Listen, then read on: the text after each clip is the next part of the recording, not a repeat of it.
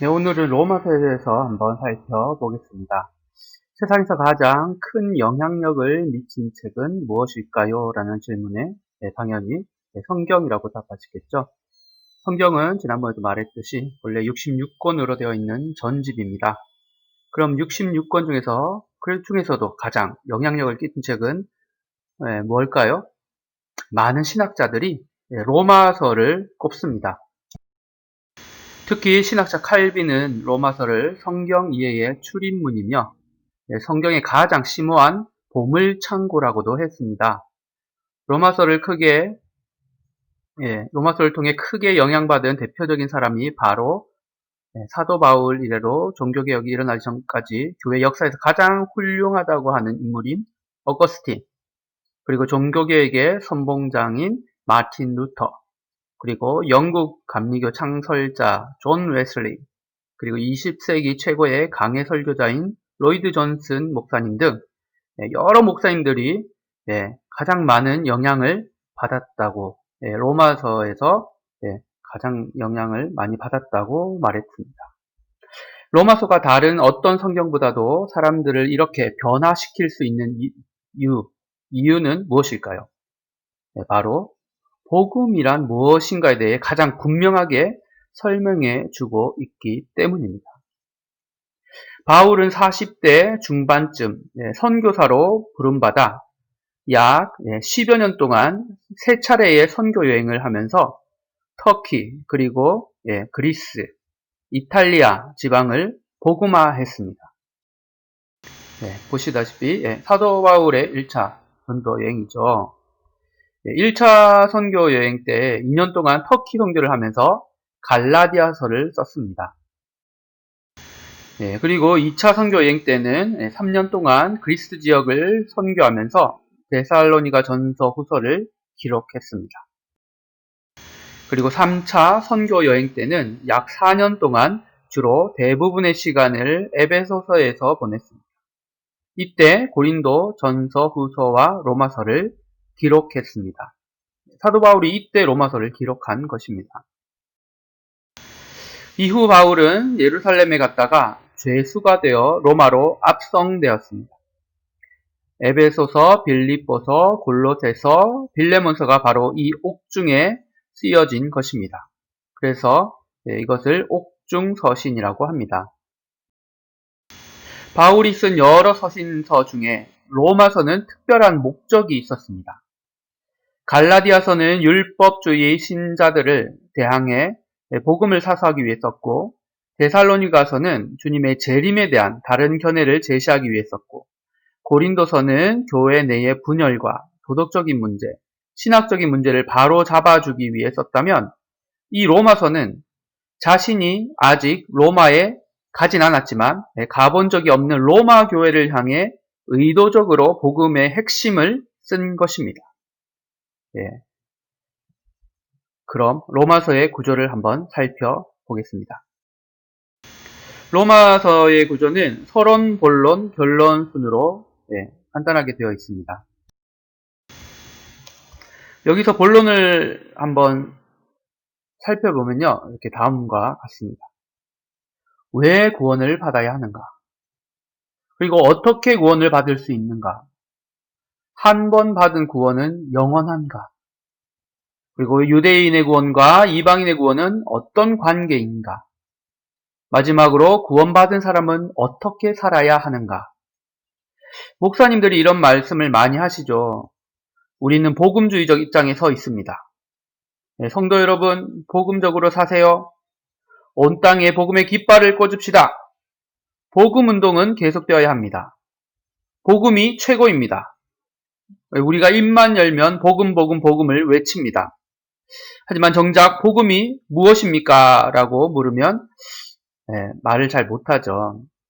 복음이 무엇인지 알고 싶다면 바로 이 로마서의 본론을 보면 됩니다.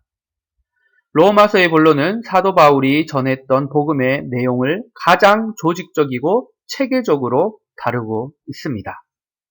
그럼 본문을 하나하나 살펴보겠습니다.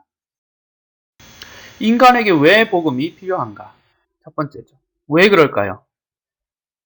간단합니다. 사람들은 모두 죄인이기 때문입니다. 그래서 죄인은 결국 하나님의 진노와 심판을 받아야 합니다. 여기에는 한 사람의 예외도 없습니다. 이방인이건 유대인이건 모든 사람이 하나님 앞에 죄를 지었습니다. 하나님이 이방인에게는 양심이라는 하나님의 법을 주셨고 유대인들에게는 율법이라는 하나님의 법을 주셨습니다. 하지만 이방인도 유대인도 하나님의 법을 온전히 순종하지 못했습니다. 그래서 모두 하나님의 진노와 심판 아래 있게 된 것입니다. 성경을 말씀하십니다. 3장 10절 같이 읽습니다. 기록된 바 의인은 없나니 하나도 없으며 3장 23절 모든 사람이 죄를 범하였음에 하나님의 영광에 이르지 못하더니 모든 사람이 죄를 범했다는 거죠. 그래서 인간은 절실하게 구원이 필요한 존재입니다. 죄인이 그렇다면 어떻게 구원을 얻을 수 있습니까? 어떤 종교는 하루에 5번씩 기도해야 하고 100일 금식 기도라든지 108번 절을 하며 수양을 해야 하죠. 하지만 기독교를 제외한 세상의 모든 종교는 이러한 행위로 구원을 받으려고 한다는 점에서 같습니다. 그러나 기독교는 인간의 행위로는 구원받을 수 없으며 오직 하나님의 행위로만 구원받을 수 있다고 말합니다. 나의 의지나 노력이 아니라 하나님이 보내주신 예수님의 행위를 통해 구원을 받는다고 하는 것입니다. 왜 사람들은 자신의 행위와 노력으로 구원을 받을 수 없을까요? 그것은 인간이 불완전한 죄인이기 때문입니다. 단 한 사람도 100% 완전하게 하나님의 법을 순종할 수 없습니다. 그래서 자신의 행위로 율법을 100% 지켜서 구원을 얻는 방법은 불가능합니다. 즉, 율법과 행위로는 구원을 얻을 수 없다는 것입니다. 오직 하나님이 만들어주신 방법을 통해서만 구원받을 수 있습니다. 하나님의 방법이란 예수님이 우리의 구원을 위한 모든 값을 지불하시고 우리를 죄에서 건져주셨다는 것입니다. 그래서 구원은 전적으로 하나님이 우리에게 주시는 선물입니다. 우리는 하나님의 선물, 은혜라고 말하죠. 선물을 손으로, 믿음으로 받음으로 구원을 받는 것입니다. 3장 24절 말씀 함께 읽습니다. 그리스도 예수 안에 있는 속량으로 말미암아 하나님의 은혜로 값 없이 의롭다 하심을 얻은 자 되었느니라. 아멘. 우리는 하나님의 선물을 믿음으로 받으면 구원을 받습니다. 한 번 받은 구원은 영원히 안전할까요? 아니면 구원을 잃어버릴 수도 있을까요? 이 질문은 우리가 살아가는 데 있어서 참으로 중요한 질문입니다. 만일 우리의 구원이 중간에 취소될 수 있다면 우리는 평생을 불안 가운데 보낼 수밖에 없습니다. 바울은 믿음으로 의롭다함을 받은 사람은 절대로 구원이 취소될 수 없다고 말합니다.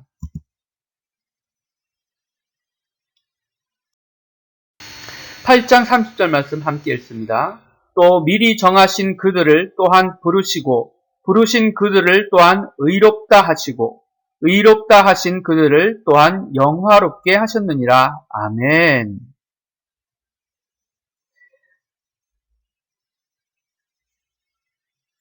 예수가 그리스도이심을 믿는 우리는 그냥 이루어진 것이 아니라 먼저 택하시고 미리 정하신 자들이라고 성경은 말하고 있습니다. 그래서 바울은 자신의 구원의 확신을 이렇게 노래하며 구원을 확신하며 끊을 수 없는 하나님의 사랑을 찬양하는 것입니다. 38절, 39절 함께 읽습니다.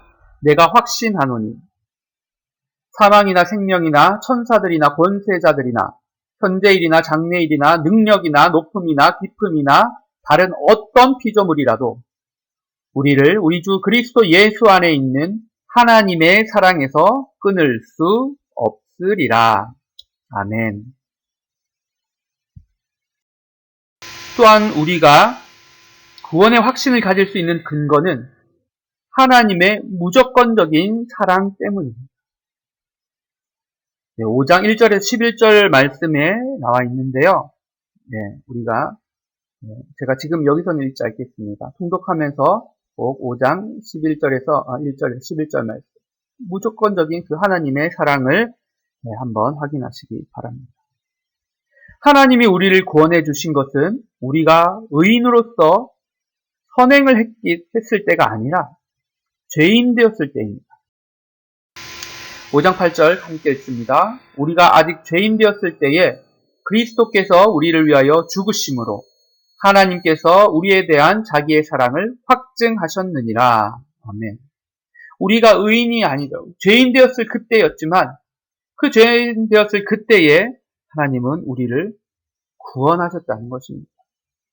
그 구원하심으로 우리에 대한 하나님의 사랑을 확증하셨다고 말씀하고 있습니다. 하나님이 우리를 무조건적인 사랑으로 구원해 주셨기 때문에 구원받은 이후 성도들이 허물을 범해도 구원이 취소될 수 없다는 것입니다. 우리가 구원의 확신을 갖게 되는 또 다른 이유는 그리스도와 연합되었기 때문입니다. 5장 12절에서 21절 말씀에 잘 나타나 있는데요. 우리가 말씀을 통해서 그 누구도 그리스도와 나를 떼어놓을 수 없다는 것을 확인할 수 있습니다. 성도들이 믿음으로 의롭다함을 받는 순간 성도들은 그리스도와 함께 영원히 연합된 것입니다.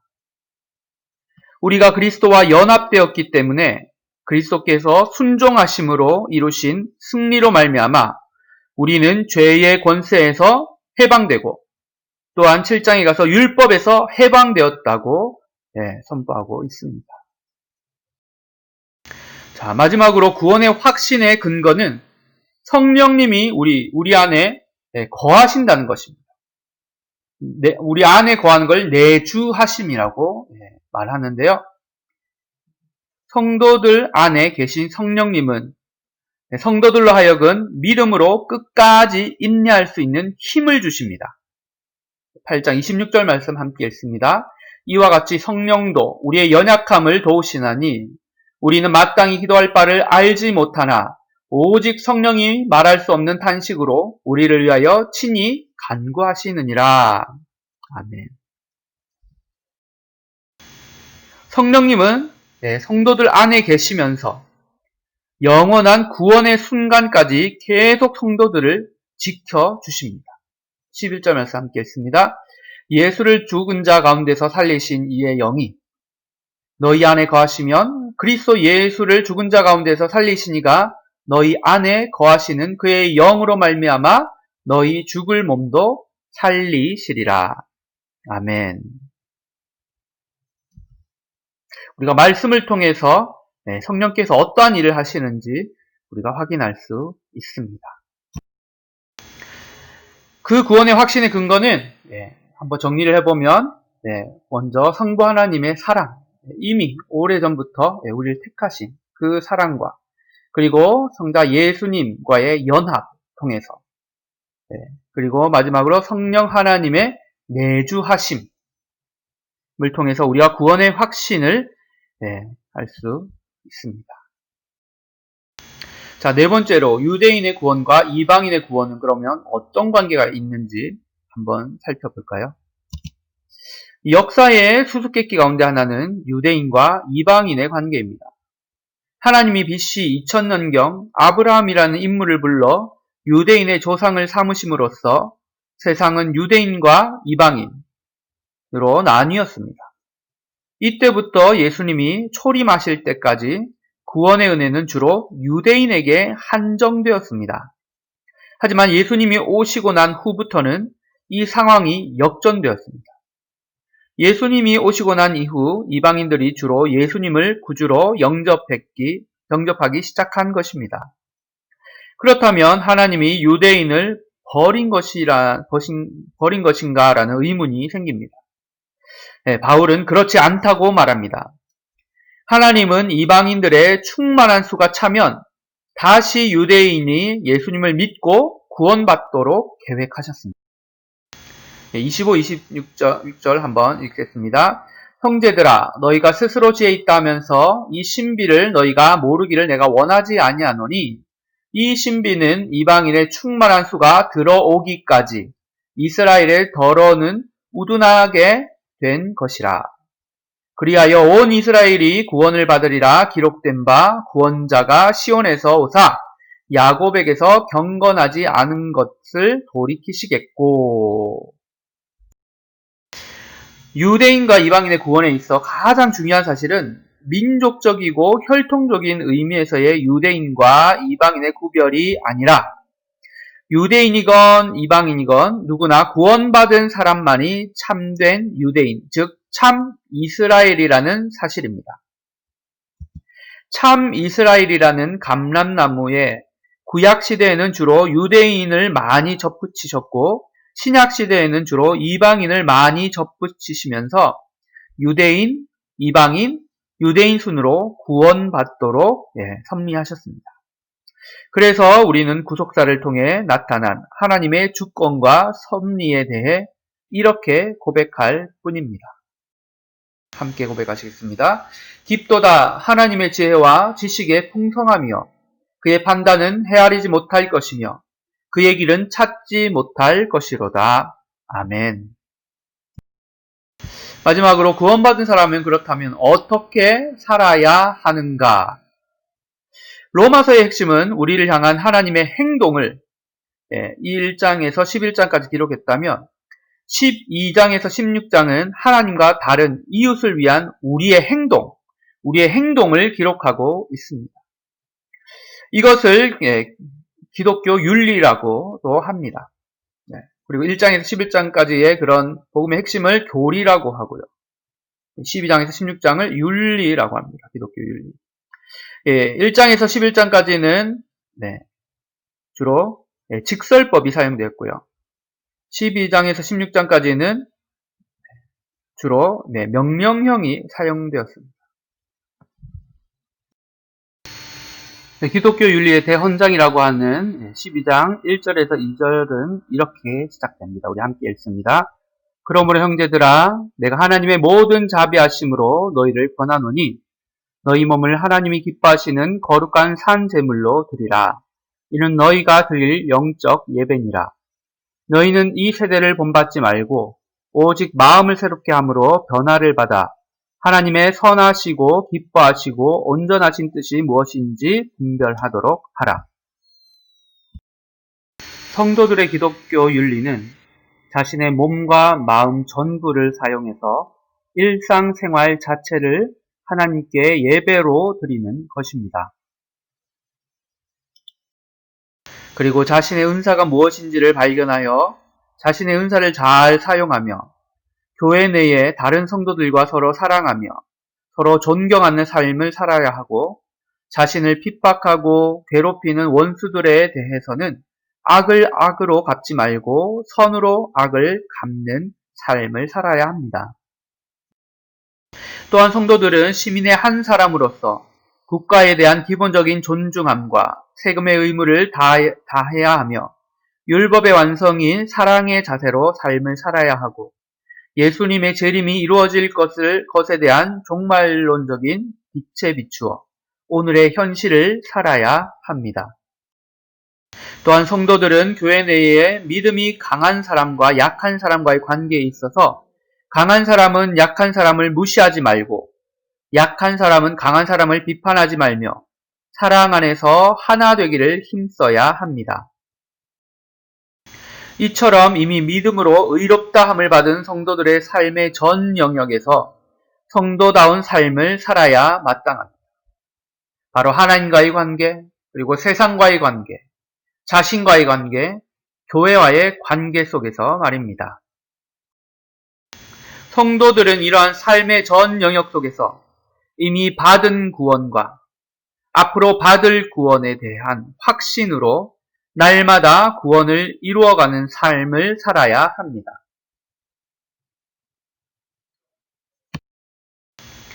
지금까지 로마서의 큰 흐름을 살펴보았습니다. 로마서는 성경의 핵심인